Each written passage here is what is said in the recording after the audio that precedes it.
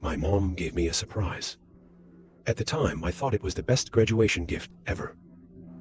I could go on a trip with 3 friends to a cabin in the mountains of the US. She laid out some basic rules.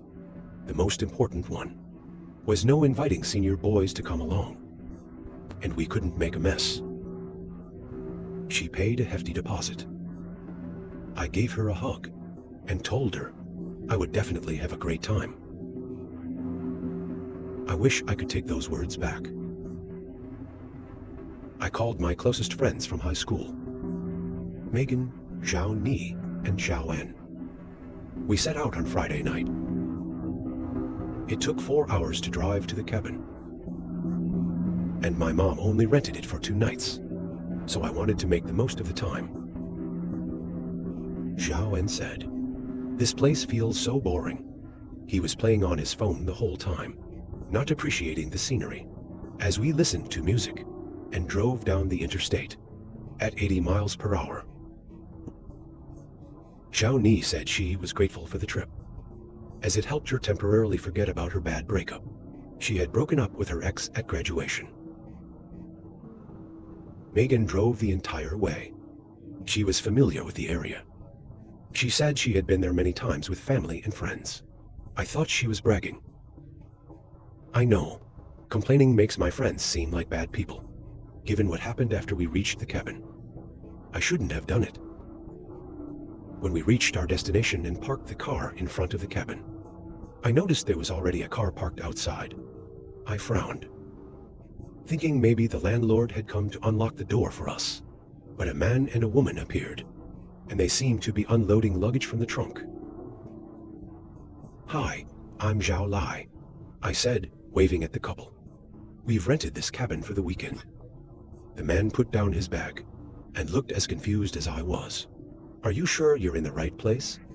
We rented cabin 601 for the weekend," he said, showing me his booking confirmation on his phone. I took out mine as well, and the information on both was almost identical. "Looks like someone messed up," Megan said sarcastically. I kept my cool and asked the couple if they would mind sharing the cabin. That's not going to work. There are only 2 bedrooms inside, and we've already got the keys. You should talk to the staff." He pointed us in the right direction and suggested we ask if there were any other cabins available. "Your mom really nailed it," Zhao Ni muttered. As we headed to the office, I held back another sarcastic remark. "Unfortunately, the staff weren't in today." Zhao En sighed. "Great, just great. What now? Do we sleep in the car?" I suggested going back to talk to the couple again. "They can't be so heartless as to leave us out here for the night, right?" I said. I tried calling my mom and the staff's emergency hotline, but since we were deep in the mountains, the signal was very weak. Megan sighed and drove us back to the cabin. Zhao Ni said she would try talking to them and jumped out of the car. 5 minutes later, we got more bad news. The couple didn't care about us at all. "Looks like we really will be sleeping under the stars," she said. Megan frowned in disgust. "Oh, not necessarily. I'll teach them a lesson." She walked to the car's trunk and pulled out a crowbar. I widened my eyes in shock. "What are you doing?" "Don't worry, just going to scare them a little." As she pounded on the door with her fist, we all waited silently. The man saw the crowbar and refused again, saying that if we bothered them again, he would call the police. Megan wasn't taking no for an answer. When the man tried to close the door, she stuck her foot in it. The tension was palpable. I was about to ask the others if we should intervene when something terrible happened. The man grabbed the crowbar from Megan's hand and struck her hard on the head. I screamed in terror as her body crumpled to the ground like a rag doll. The man glanced at our car, yelled a warning, and then slammed the door. We all rushed to Megan's side. Blood was pouring out of her, and it seemed like a part of her skull had caved in. This is no longer self-defense. That man attacked her, I said in a panic. Now what? The nearest hospital is probably hours away by car. Her blood was splattered everywhere. Zhao Ni looked towards the car and suggested we move Megan to the back seat. Once we were all in the car, Megan told us to buckle up, and then she started honking the horn to get the couple's attention. The woman finally opened the curtains. We waved frantically, trying to signal what had happened to our friend. About 5 minutes later, the pair came out armed. The man had the crowbar, and the woman was holding a shotgun. She fired at the front of the car, blowing out the tires. "Oh my God," Zhao Ni screamed. "Can we just drive away?" I shouted, but before my friend could respond, the woman fired another shot. A bullet went through her skull. And as Zhao En and I fell, brain matter and blood splattered across the windshield. "We have to get out of here." Zhao En crawled to the front of the car and somehow managed to get it in gear. The car drove towards the couple, but the car only moved a few feet before the woman fired again and shattered the windshield. Zhao En fell back into the seat, blood pouring from his chest. I looked around.